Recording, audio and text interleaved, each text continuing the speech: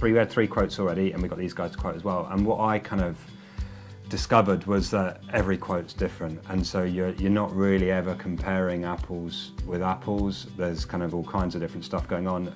There were probably 2 companies that were very kind of much cheaper, but they were that when you looked through their quote, it was the absolute basics, and it was only basically another company and Visionary were the ones who actually went the extra mile and said, well, it's actually going to cost you this if you want your walls plastered and you want carpet on the floor, and do you know what I mean? You actually want the finished project as opposed to just a shell and then we're out of here, you fit the bathroom, you do whatever else.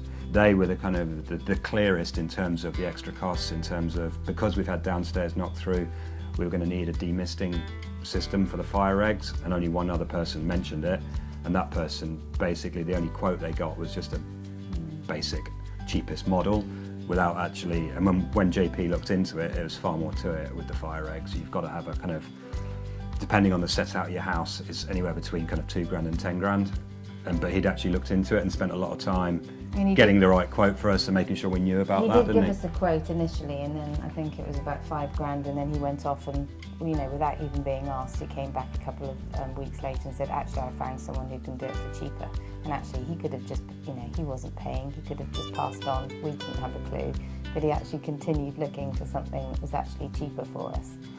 And there were loads of examples of them doing things like that. For example, we needed to have all the doors replaced on the first floor landing because of the fire regs to fire doors. Because all the doors were the wrong shape and uneven sizes in an old house, we were talking at one point about having to change the size of the door frames, which would have been really expensive. And then a couple of weeks later he came back and said, actually, I think what we can do is flip the doors over so they open on the other side, get the standard fire regs doors and just make them look like your Victorian doors. So I was a bit suspicious about how that was going to turn out, but actually it was brilliant. It looks really good. And obviously it was loads cheaper for us and less disruptive because it didn't mean you had to rip all the doors apart. But most of this conversation was had before we'd even said yes to them. Yeah. So it was like they were going the extra mile, but also flagging.